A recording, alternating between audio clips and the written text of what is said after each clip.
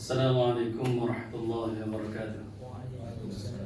بسم الله الرحمن الرحيم. إن الحمد لله نحمده ونستعينه ونستغفره ونعوذ بالله من شرور أنفسنا ومن سيئات أعمالنا.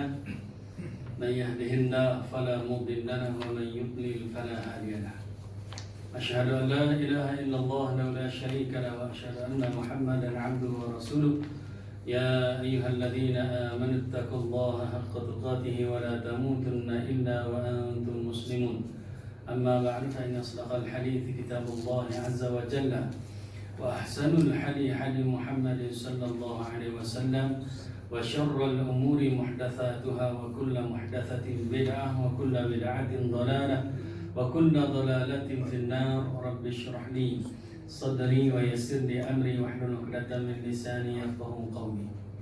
Sidang jamaah yang dirahmati Allah, saya doakan mudah-mudahan kita semua beroleh kebaikan dari sisi Allah. Amin. Dan mudah-mudahan dalam masa yang sama Allah jauhkan kita semua daripada segala bala bencana. Amin. Amin. Amin ya rabbal alamin.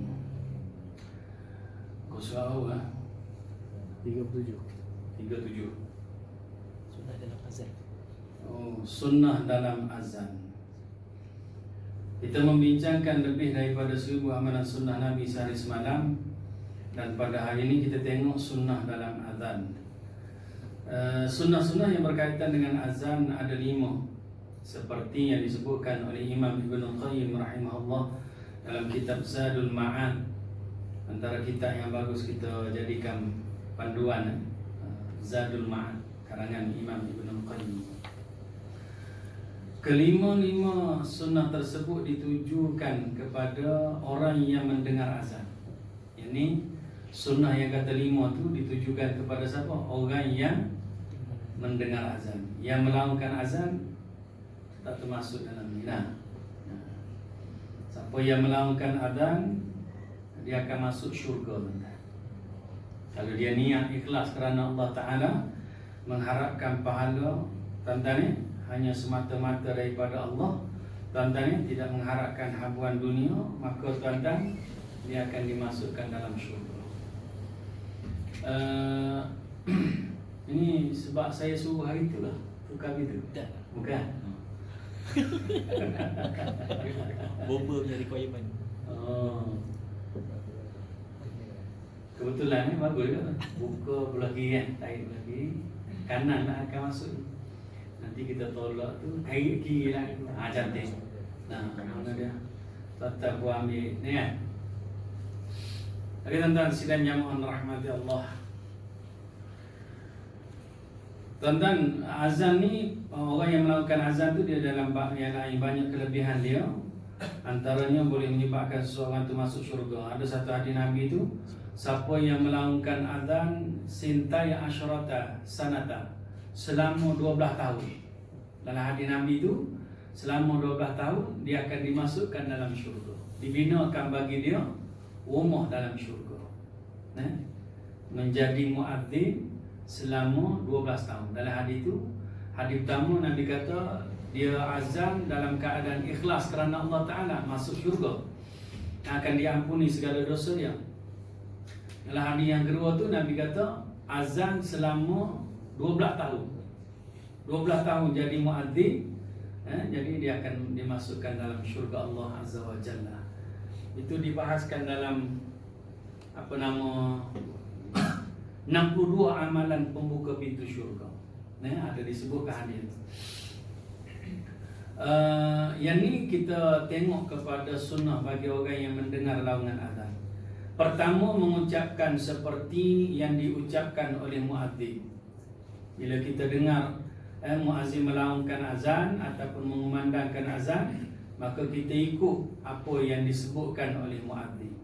Bagi yang mendengar azan disunnahkan agar mengucapkan seperti apa yang diucapkan oleh muazzin, kecuali pada lafaz hayya 'alas salah, hayya 'alal falah. Kita jawab apa? La haula wala quwwata illa billah. Ini yang ada dalam Sahih Bukhari, Sahih Muslim. Lafaz ni dia tidak ada al-aliyyul azim.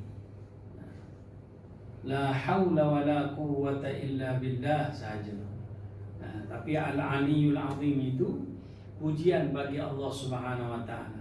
Ada yang berpandangan kalau kita ikut apa yang ditunjukkan oleh Nabi sudah memadai. Tapi kalau kita nak puji Allah Subhanahu wa taala lagi, Allah Maha Tinggi, Allah Maha Agung. Al-Aliyyu Maha Tinggi, Al-Azim Maha Agung. Boleh hukumnya.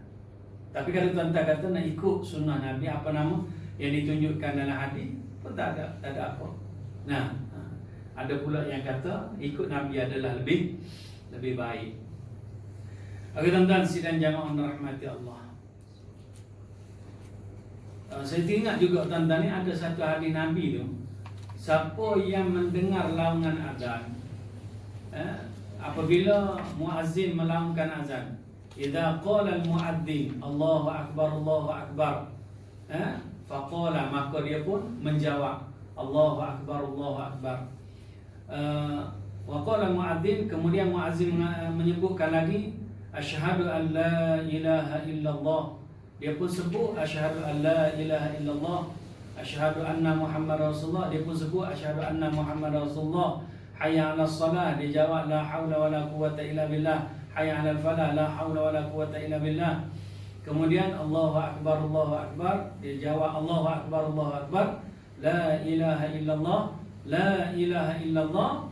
Nabi letakkan pada hadis tu jawab tadi daripada Allahu akbar yang pertama sampailah la ilaha illallah habis azan tadi, dia jawab tuan-tuan ni min qalbihi. Jawab macam mana?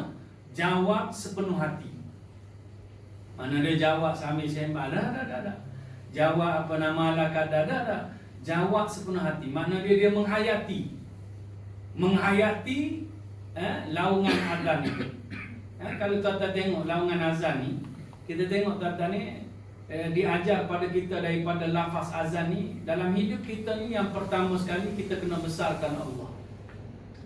Nah, kemudian tuan-tuan ni bila kita besarkan Allah, kita cari Allah Subhanahu wa taala, bukan cari. Mana dia kita membesarkan Allah, lepas daripada kita kenal Allah Taala, maka kita kena syahadah.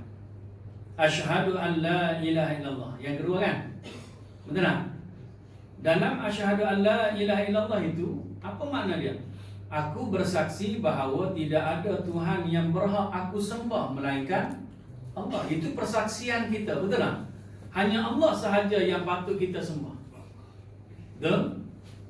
Tuan-tuan, bagaimana kita nak sembah Allah Subhanahu wa taala? Maka datang lafaz yang ketiga, asyhadu anna Muhammadar Rasulullah. Bagaimana kita telah membuat persaksian bahawa kita mesti sembah Allah Subhanahu wa taala. Bagaimana kita nak sembah Allah?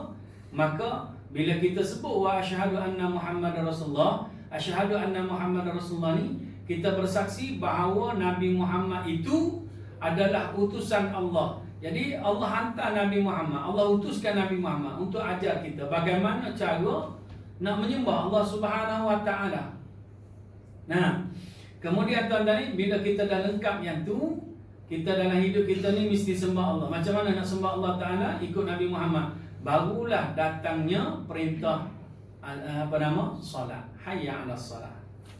Sebab tu kita kena solat. Solatlah ikut cara Nabi Muhammad sallallahu alaihi wasallam. Nabi kata sallu kama raaitumuni usalli. Solatlah kamu sekalian macam mana kamu tengok aku solat. Bagaimana kamu lihat aku solat, macam itulah lakukan solat. Jadi kita ni tak boleh tengok Nabi solat dah. Maka itu ikutlah tuan-tuan ni petunjuk daripada Nabi yang terdapat dalam hadis-hadis Nabi melalui petunjuk dan huraian daripada ulama kita semua, tuan-tuan. Kemudian bila kita dah solat, kita hayati juga lafaz azan ni. Orang yang dah solat inilah orang yang bermula daripada iman yang sempurna, asyhadu an la ilaha illallah wa asyhadu anna Muhammadar Rasulullah. Kemudian dia ibadat yang utama ialah melaksanakan solat, tuan-tuan. Bukti solat ni sebagai ibadat yang utama, tuan-tuan boleh rujuk dalam ayat surah Yasin. Selepas daripada ayat Allah ayat 61 tuan-tuan. Selepas daripada ayat 60 tu Allah larang kita jangan sembah syaitan. Alam ahad ilaikum a'udzubillahi minasyaitonir rajim. Alam a'had ilaikum ya bani Adam alla ta'budu syaitan innahu lakum aduwwum mubin. Bukankah aku telah perintahkan kamu wahai anak cucu Adam, jangan kamu menyembah syaitan. Sebab apa? Sebab dia musuh kamu yang sangat terang nyata. Maka tuan-tuan, Allah datangkan ayat yang seterusnya, wa anibuduni, sembahlah aku. Hada siratul mustaqim. Inilah jalan yang lurus. Jadi tuan-tuan sidang jamaah rahmati Allah, jadi kita menyembah Allah Subhanahu wa taala, kita berada di atas jalan yang lurus. Tuan-tuan sidang jamaah rahmati Allah. Jadi tuan-tuan, bila kita telah solat, kita ada iman yang sempurna. Tuan-tuan, tanda keimanan yang sempurna ialah melaksanakan solat. Solat ni ibadat yang paling utama. Wa anibuduni, saya nak sebut tadi, Allah sebut wa anibuduni, hendaklah kamu sembah aku. Itu umum tuan-tuan makna sembah Allah. Umum sembah Allah ni umum tuan-tuan. Makna sembah Allah ialah tuan-tuan, kita laksanakan perintah Allah, tinggalkan larangan Allah. Itu makna sembah Allah. Bila Allah sebut wa anibuduni, sembahlah aku, itu perkataan umum. Apa benda yang Allah perintahkan perlu kita buat, apa benda yang Allah larang kita perlu tinggalkan. Dalam banyak-banyak yang sembah Allah ni, yang Allah suruh kita buat, yang Allah larang kita tinggalkan, Allah keluarkan ada ibadat yang paling utama. Bukan yang ayat ni, salah tuan-tuan, saya nak sebut ayat lain. Surah apa tuan-tuan ni? Innani anallah la ilaha illa ana fa'budni wa aqimis salata li dzikri. Ini sebenarnya yang ni tuan-tuan. Allah kata akulah Allah dan tidak ada Tuhan yang berhak disembah melainkan aku. Kemudian Allah kata fa'budni, hendaklah kamu semua menyembah aku.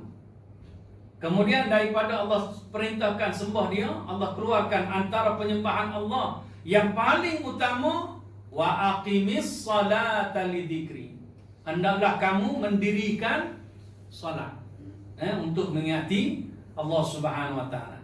Jadi ulama kata antara ibadat yang paling utama ialah tuan-tuan melaksanakan ibadat salat. Tuan-tuan sidang jamaah rahmati Allah. Dan bila kita telah melaksanakan salat dengan iman yang sempurna, asyhadu an la ilaha illallah wa asyhadu anna Muhammadar Rasulullah, kemudian hayya 'alas salat, kita melaksanakan salat, maka tuan-tuan hayya 'alal falah, layaklah bagi kita semua untuk mencapai kejayaan. Berjaya di dunia mudah-mudahan, dan berjaya di akhirat nanti yang kekal abadi di dalam syurga Allah Azza wa Jalla. Amin. Amin ya rabbal alamin. Waktu tu kita kena besarkan Allah kembali dan kita mentauhidkan Allah. Allahu akbar, Allahu akbar, la ilaha illallah. Jadi tuan-tuan, siapa yang jawab azan tadi dalam keadaan menghayati lafaz-lafaz azan, maka tuan-tuan ni min qalbihi, dalam hadis tadi saya sebut, dia jawab Allahu akbar, Allahu akbar, muazzin kata dia pun jawab Allahu akbar, Allahu akbar, sampailah kepada la ilaha illallah ni dia jawab min qalbihi. Nabi kata daripada hatinya, dakhalal jannah, confirm dia masuk syurga. Jawab azan saja boleh masuk syurga. Juga ada disebutkan dalam buku 62 amalan pembuka pintu syurga Allah Azza wa Jalla. Nanti ada kesempatan kita boleh tengok buku ni pula tuan-tuan. Okey tuan-tuan sidang jamaah rahmati Allah.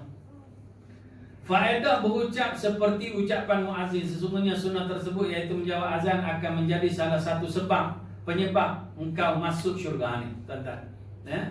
Ini hadis dia, hadis sahih Muslim tuan-tuan. Yang jawab tadi yang saya baca tadi lah. Jawab satu-satu tuan-tuan. Dulu saya pernah juga tuan-tuan ni masa belajar dulu, pensyarah saya di tengah, kita orang punya fakulti ni dekat dengan masjid. Dia di tengah syarah tuan-tuan ni, tiba-tiba dengar laungan azan. Ada di kalangan sahabat-sahabat ni yang jenis, kalau kita tak berani, tapi ada ustaz azan, tapi dia tak tunjuk muka, bunyi mulut je lah tuan-tuan. Ada yang jenis berani macam tu kan. Ustaz azan, dia kata. Ustaz tengok siapa dia, kata dah tak tahu. Jadi tuan-tuan, Maka ustaz pun mungkin tak puas hati ke. Anak murid kata macam ni. Dia kata kita jawab azan ni ada dua. Pertama jawab dari segi lafaz tadi. Dan yang keduanya jawab dengan cara mendatangi tempat kita dengar laungan azan. Mana dia apa? Datang solat berjamaah. Jadi dia kata minta maaf saya nak buat habis sikit lagi. Kesian ustaz ni no. Tapi tuan-tuan jangan buat macam tu. Dah azan dah ustaz. Oh tadi lagi memang dah azan tadi dah. Jadi tuan-tuan sidang jamaah rahmati Allah. Okey tuan-tuan ni jawab azan tu ada dua lah.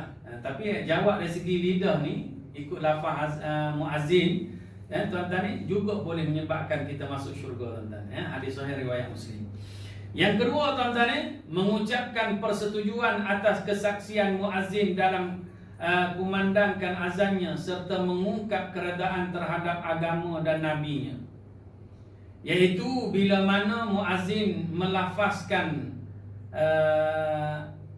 setelah muazzin selesai mengumandangkan azan, maka yang mendengarnya mengucapkan, tuan ikut saya tuan-tuan, wa ana ashhadu an la ilaha illallah wa anna muhammada rasulullah raditu billahi rabba wa bil islami dina wa bi muhammadir rasula.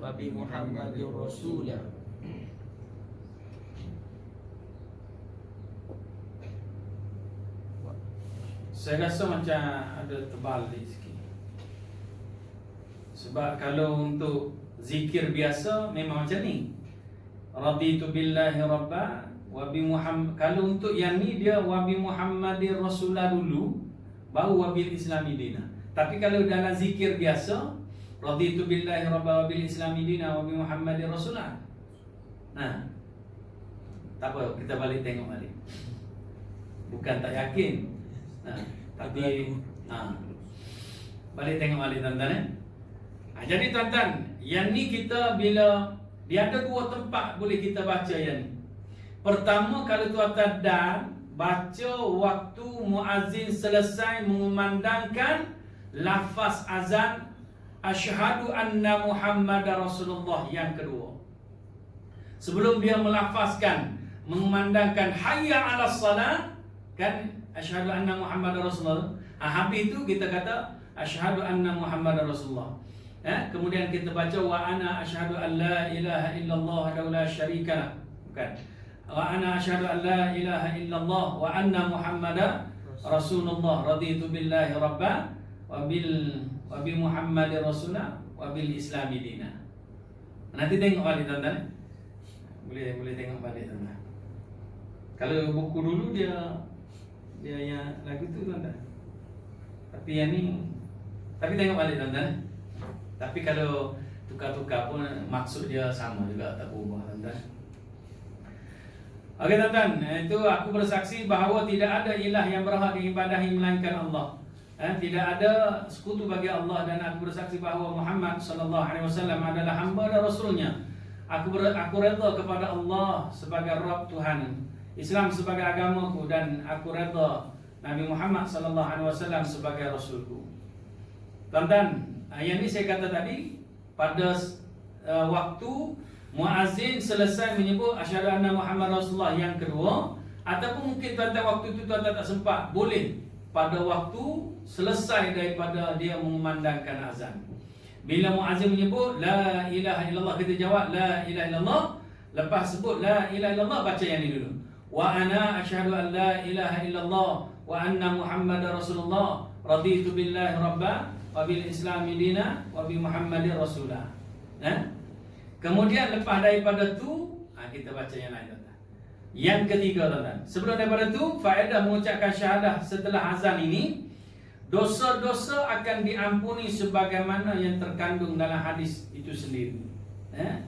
Salah satu penyebab Allah akan ampuni dosa kita menjawab azan, dan kita melafazkan bacaan ni boleh menyebabkan Allah ampuni dosa kita. Lepas kita baca wa ana asyhadu an la ilaha illallah ni, yang buku ni dia utamakan selepas daripada selesai azan. Lepas la ilaha illallah baru dia baca. Tuan-tuan Tuan-tuan, lepas kita baca bacaan ini, tuan-tuan ni, kita sambung dengan yang ketiga, iaitu berselawat kepada Rasulullah sallallahu alaihi wasallam. Iaitu setelah selesai menjawab azan daripada muadzin dan menyempurnakan selawatnya dengan mengucapkan selawat Ibrahimiyah. Dekat bawah tu dia tulis selawat yang disunahkan untuk dibaca setiap individu adalah dengan perlahan, tidak memakai pengeras suara dan tidak dilagukan ataupun dinyanyikan. Kan ada setengah muazzin kan, nah lepas-lepas dia azan saja, dia akan baca bacaan tu masih lagi menggunakan pembesar suara. Kalau tuan-tuan jadi muazzin, tak payah buat macam itulah.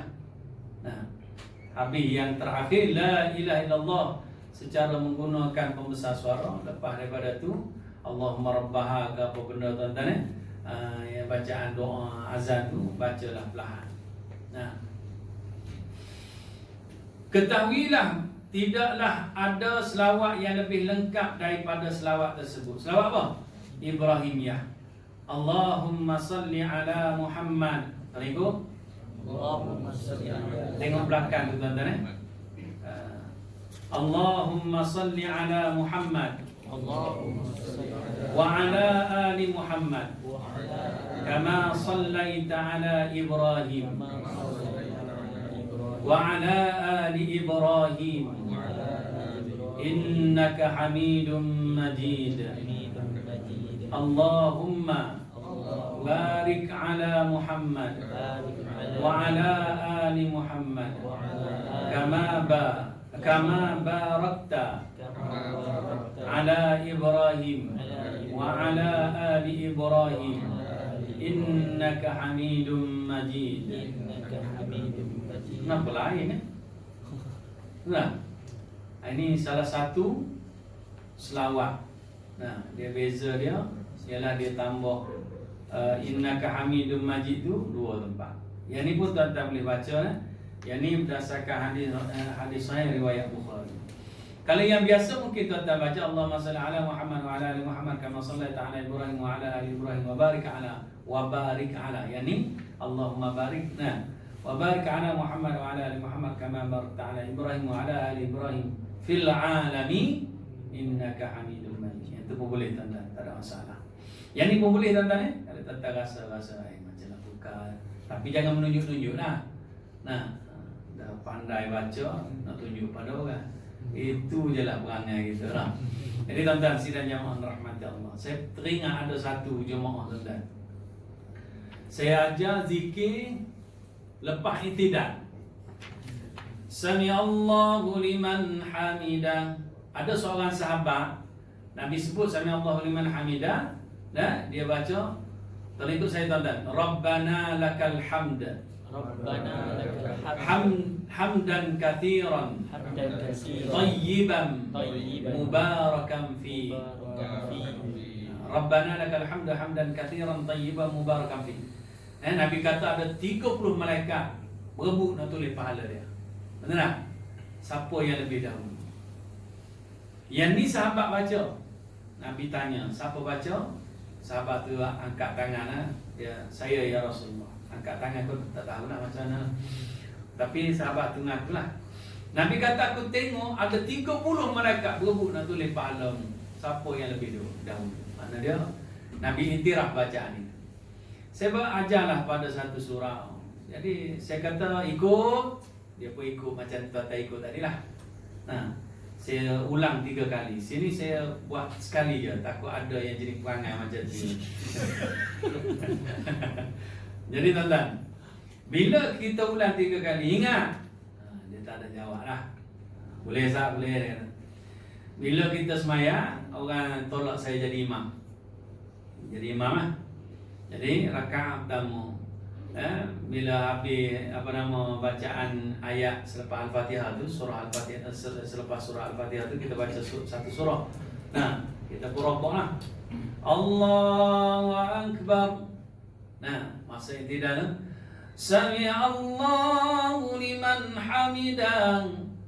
Rabbana lakal hamdu hamdan katsiran tayyiban mubarakan fi. Dia buat macam Mekah tu kata.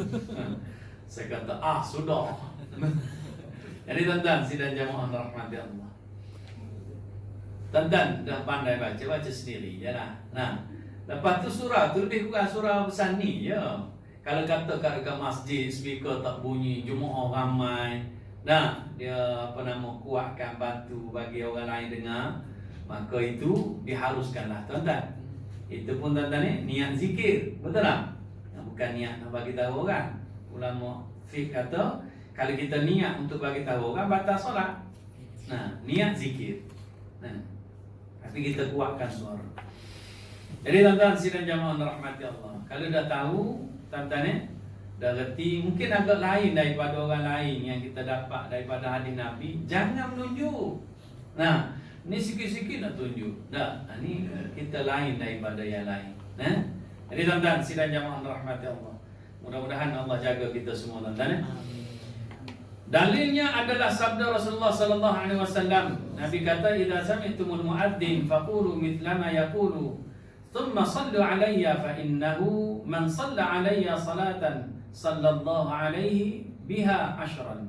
Apabila salah seorang daripada kalangan kamu, apabila kamu sekalian mendengar muazzin melaungkan azan, maka jawablah seperti mana yang dilafazkan oleh muazzin. Kemudian berselawatlah kepadaku. Mana dia selesai daripada menjawab azan tu, Nabi pesan selawatlah pada Nabi Muhammad sallallahu alaihi wasallam. Tadi disebutkan selawat yang paling bagus ialah selawat Ibrahimiyah yang kita baca tadi. Nah, yang ada Allahumma salli ala Muhammad wa ala ali Muhammad kama sallaita ala Ibrahim. Ada perkataan Nabi selawat kepada Nabi Ibrahim. Okey tuan-tuan. Tapi kalau tuan-tuan rasa selawat Ibrahimiyah tu agak panjang, sudah memadai tuan-tuan membaca Allahumma salli ala Muhammad wa ala ali Muhammad. Sudah memadai tuan-tuan. Tapi nak bagus tak? Bagus baca yang Ibrahimiyah. Itu lebih power.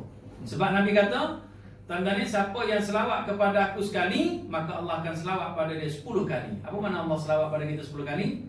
Allah merahmati kita. Sebab dengan rahmat Allah lah kita akan masuk syurga Allah Azza wa Jalla. Salah satu untuk dapat rahmat Allah, tuan-tuan ni, dengan kita banyakkan selawat pada Nabi. Dan antara hari yang paling bagus banyakkan selawat. Dan sehingga ulama ada yang berpandangan, dia kata antara baca Quran dengan selawat pada Nabi hari Jumaat, baca selawat lebih utama lagi. Ada yang berpandangan. Tapi tak ada juga nak selawat tentang baca Quran kena buka Quran sebab kita tak hafal lah. Tapi boleh kita baca, alhamdulillah. Tapi nak selawat ni tak payah buka kitab. Kan selawat tak reti. Tapi tak selawat juga lah. Duduk saja Allahumma salli ala Muhammad wa ala Muhammad. Sebab tu ada kalangan ustaz-ustaz kita yang dia cuba untuk sentiasa membasahkan lidah dia untuk selawat. Tu tengah-tengah mengajar pun Allahumma salli ala Muhammad wa ala Muhammad. Allahumma salli ala Muhammad wa ala Muhammad. Tuan-tuan sidang jamaah rahmati Allah, faedah berselawat kepada Rasulullah sallallahu alaihi wasallam selesai daripada azan, sesungguhnya Allah Subhanahu wa taala berselawat untuk hamba-Nya sebanyak 10 kali. Maka makna bahawasanya Allah berselawat atas atau untuk hamba-Nya adalah Allah memuji hamba di hadapan para malaikat. Jadi makna Allah berselawat ataupun dengan erti Allah mengurniakan rahmat kepada orang yang suka selawat pada Nabi sallallahu alaihi wasallam. Yang keempat, sunnah berkaitan dengan azan ini, berdoa setelah berselawat kepada Nabi sallallahu alaihi wasallam. Doa dia berikut tuan-tuan. Allahumma rabb hadhihi ad-da'wati tammah. Allahumma rabb hadhihi ad-da'wati tammah was-salatil qa'imah was-salatil qa'imah ati Muhammadan al-wasilata wal fadilah آتِ محمدا الوسيلة والفضيلة وابعثه مقاما وابعثه مقاما محمودا الذي وعدته. محمودا الذي وعدته. Yang ada dalam Sahih Bukhari ini, dia berhenti sampai situ tuan-tuan. Innaka la tukhliful mi'ad. Ulama hadis kata dia dhaif. Kita tak nak baca-baca, tak ada masalah tuan-tuan. Tapi bagi orang yang suka kepada yang sahih tu, mungkin dia berhenti sampai sini ya. Tuan-tuan ni kalau tengok dalam TV Hijrah, dia berhenti sampai sini. Tak terperasan tak? Betul tak? Tak ada TV. Oh, tak ada TV. Oh, tak ada TV, tak tengok TV. Nah. Jadi tuan-tuan sidang jamaah rahmati Allah. Rasa TV hijrah lah saya tu. Tetap kalau ni balik kalau ada TV lah kan. Kalau ada TV lah. Terus tengok TV hijrah tuan-tuan. Waktu azan lah, waktu azan. Oh, saya tak azan dah sampai masjid dah. Mampak. Jadi tuan-tuan sidang jamaah rahmati Allah. Faedah doa setelah berselawat selesai daripada azan, barang siapa yang mengucapkan doa ini maka dia akan memperolehi syafaat daripada Nabi Muhammad sallallahu alaihi wasallam. Tapi Nabi sebut dalam hadis tu bermula daripada jawab azan. Kalau nak dapat syafaat tu, jawab azan, kemudian selawat, kemudian baca doa. Itu baru menyebabkan dia layak untuk dapat syafaat. Bermula daripada jawab. Jawab, habis jawab, selawat, lepas selawat baca doa Allahumma rabbah da'wat tammah. Itu baru dia dapat syafaat. Kemudian tuan-tuan yang kelima dan yang terakhir, berdoa untuk hajat diri sendiri. Ini tuan-tuan ni kita perlu rebut peluang ini dan minta kurniaan Allah Subhanahu wa taala, kerana Allah pasti mengkabulkan permintaan tersebut. Ada satu hadis Nabi kata la turaddu da'wah. Doa tidak akan di-reject. Doa tidak akan ditolak bila bainal adzanain, di antara dua azan. Apa mana dua azan? Azan dan iqamah. Jadi antara waktu itu tetap patut memperbanyakkan doa. Dan bila kita doa azan ni, tuan-tuan jangan terus raut muka pada lafaz wa'atah tadi ataupun pada lafaz innaka la tukhliful mi'ad. Jangan terus raut lagi. Sambung dengan doa-doa tertentu untuk diri kita. Antara lain, kuat-kuat tuan-tuan doa lah. Doa yang paling pendek tapi maknanya cukup menyeluruh. Rabbana atina fid dunya hasanah wa fil akhirati hasanah wa qina azabannar. Ni doa ni kalau boleh tiap-tiap kali doa jangan tinggal doa. Doa ni paling pendek, ringkas tapi hebat, menyeluruh kebaikan dunia, kebaikan akhirat, jauh daripada api neraka Allah. Ini berdasarkan hadis Nabi yang lain tuan-tuan yang kata doa antara azan ni mustajab. Ini disebutkan dalam hadis yang agak panjang, kul kama yaqulu, ucapkanlah oleh kamu, kata Nabi, sebagaimana diucapkan oleh yakni muadzinin, orang-orang yang melaungkan azan. Fa idzan tahaita, dan kata Nabi bila selesai kamu jawab azan, fasal tuqtahu, waktu tu kamu mintalah pada Allah. Fasal, mintalah pada Allah. Tuqtahu, pasti Allah akan memberi. Allah akan beri pada kita. Jadi yang ni hadis ni tuan-tuan ni juga sebagai penguat bahawa doa selepas daripada azan ni tuan-tuan ni, maka tuan-tuan ni mustajab waktu tersebut. Salah satu waktu mustajab kita berdoa tuan-tuan ni antara dua azan, iaitu selepas daripada azan, sebelum iqamah. Sebab tu kita boleh jumpa ada beberapa orang, dia doa lepas azan tu tuan-tuan, lama tuan-tuan. Orang dah sembahyang sunat habis lah, tak habis lagi doa. Tapi kalau tuan-tuan nak kejar sembahyang sunat qabliyah itu, tak apa juga, doalah dalam azan, dalam apa? Dalam azan pula, dalam solat ataupun lepas daripada solat sunat. Sebab waktu antara kita azan dengan iqamah tu, kita azan tu dah dikira dah 10 minit. Kena jenis bila suara panjang, nafas panjang, dia tarik tu 8 minit dia azan. 2 minit je kita sembahyang sunat. Tuan-tuan tak pernah jumpa yang muazzin je? Ada tuan-tuan. Kalau sedap tu okey juga. Tuan-tuan ni tarik panjang, sakit telinga kita dengar. Okey tuan-tuan sidang jamaah rahmati Allah. Apabila amalan-amalan sunnah ketika mendengar azan tersebut dikumpulkan, maka seseorang muslim telah melaksanakan sebanyak 25 sunnah. 5 kali 5, kan, 5 waktu kan. Jadi 25 sunnah. Okey tuan-tuan. Untuk iqamah ni sebenarnya lebih kurang je tuan-tuan jadi kita kena jawab juga.